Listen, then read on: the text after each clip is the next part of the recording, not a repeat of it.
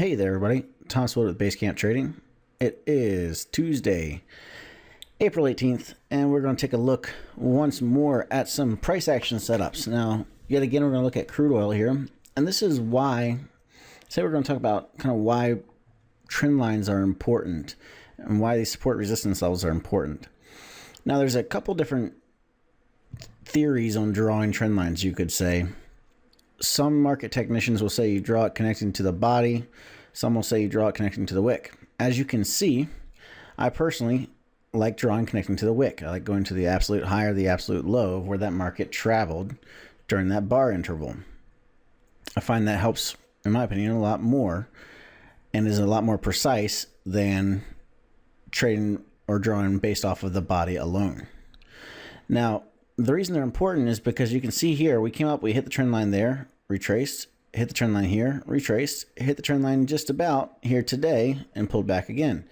So when you're in these zones where you're near a trend line or near a support and resistance level, it tells us don't place a trade there long. So for example, if we have a down trend line like we do here in crude oil, this market climbs up and we're getting right up there, and we have an opportunity, for example, for a long entry right there. We don't want to be taking that because it's just below potential resistance. So it will help you stay out of false signals by looking at longer time frames and looking at support and resistance levels from those longer time frames.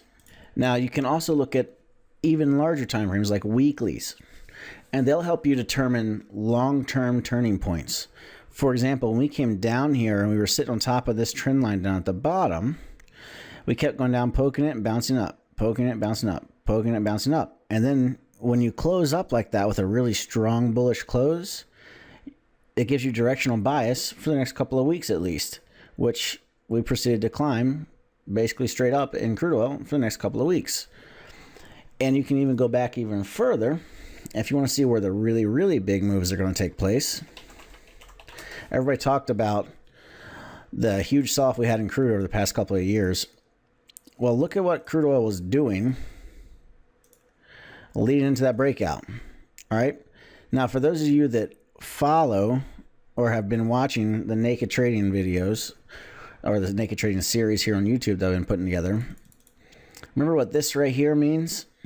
When you break above resistance, pull back down and close below it, and especially when the next bar opens the top, moves all the way down and closes right at the bottom, it's really big signals that, hey, watch out. Watch for this to turn around and start moving lower.